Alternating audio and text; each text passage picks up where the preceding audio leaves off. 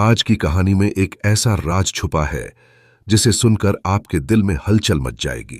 यह कहानी है एक आदमी की जिसने अपनी पत्नी से किया वादा तोड़ दिया। उसने अपने रिश्ते के साथ खेल खेला और जब किस्मत ने पलटवार किया तो वही आदमी तड़पता रह गया। आखिर क्या हुआ था? किस बात ने उसकी जिंदगी को उखाड़ कर रख दिया? इस कहानी को सुनकर शायद आप सोच में पड़ जाएं कि बेवफाई का अंजाम कितना खौफनाक हो सकता है। बात है एक छोटे से शहर रिवानगर की। वहां रहता था आदित्य।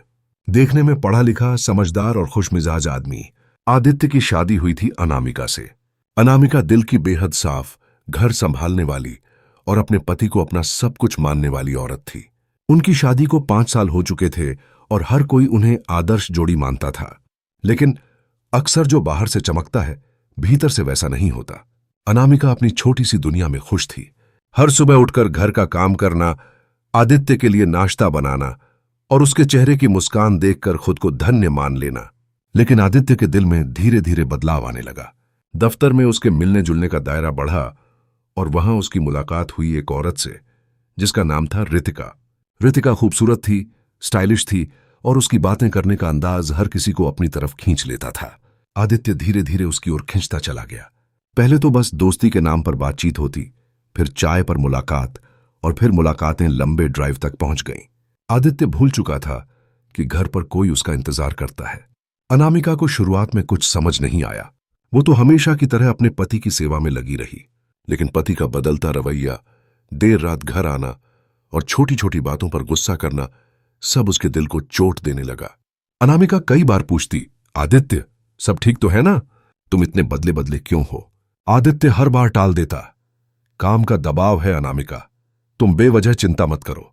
लेकिन अनामिका का दिल धोखा नहीं खा रहा था। उसे महसूस हो रहा था कि कुछ तो गलत है। कई बार वह रात को खिड़की से बाहर देखती और सोचती, क्यों मुझे लग रहा है कि मेरा आदित्य कहीं दूर जा रहा है। दूसरी तरफ आदित्य रितिका में इतना डूब चुका था कि उसे अब अनामिका का प्यार बोझ लगने लगा। उसने अपनी पत्नी की मासूमियत को नजरअंदाज करना शुरू कर दिया। हर दिन वह नए बहाने बनाकर रितिका से मिलने जाता और उसके साथ वक्त बिताता। रितिका को भी यह सब अच्छा लग रहा था क्योंकि उसे किसी की परवाह नहीं थी। धीरे धीरे आदित्य का घर उजड़ने लगा।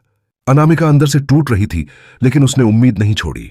उसने सोचा कि शायद समय के साथ आदित्य बदल जाएगा, लेकिन आदित्य की आंखों पर जैसे पर्दा पड़ा हुआ था।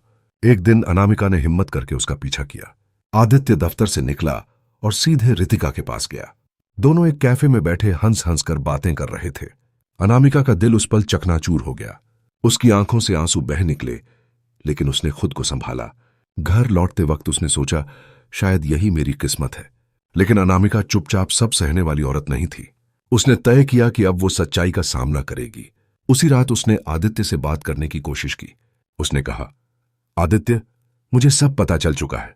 मैं जानती हूं कि तुम्हारी जिंदगी में कोई और है, लेकिन सोचो, मैंने तुम्हारे लिए क्या क्या नहीं किया। क्या मेरी मोहब्बत इतनी कमजोर थी? आदित्य चौंक गया। उसे उम्मीद नहीं थी कि अनामिका को सब पता चल जाएगा। वह पहले तो गुस्से में बोला, तुम गलत सोच रही हो अनामिका। लेकिन अनामिका की आंखों के आंसू और उसके शब्द सच का आईना थे। आदित्य के दिल में जरा भी ग्लानि नहीं थी। उसने कठोर स्वर में कहा, अनामिका, तुम्हें समझना चाहिए कि अब हमारी सोच मेल नहीं खाती। मैं इस रिश्ते में अब और नहीं रहना चाहता। यह सुनकर अनामिका का दिल जैसे पत्थर बन गया। उसने सोचा था कि उसका पति शायद गलती मान लेगा, पर यहां तो सब उल्टा हो गया। उसने उस रात तन्हा रोते हुए सिर्फ इतना कहा, ठीक है आदित्य, अगर यही तुम्हारी खुशी है तो मैं पीछे हट जाती हूं, लेकिन याद रखना, वक्त कभी किसी को छोड़ता नहीं। उस रात के बाद अनामिका ने खुद को संभाल लिया। वह टूट चुकी थी, लेकिन उसने ठान लिया कि अब वो अपने जीवन को नए सिरे से जिएगी। उसने पढ़ाई पर ध्यान देना शुरू किया और एक स्कूल में नौकरी करने लगी। वहीं दूसरी तरफ आदित्य और रितिका का रिश्ता और गहरा होता चला गया। लेकिन दोस्तों, यहां से कहानी का असली मोड़ शुरू होता है। वही आदित्य जो अपनी पत्नी को छोड़कर किसी और की बाहों में खोया हुआ था, जल्द ही ऐसे मोड़ पर आने वाला था जहां उसे समझ में आएगा कि बेवफाई का अंजाम कितना खतरनाक होता है। क्या रितिका वाकई आदित्य से सच्चा प्यार करती थी? क्या अनामिका की दुआओं में छुपा दर्द कभी उसकी जिंदगी को बदल देगा? और किस तरह किस्मत आदित्य के सामने ऐसा आईना रखेगी जिसमें वो खुद से नजरें नहीं मिला पाएगा? ये सब आप जानेंगे कहानी के अगले हिस्से में।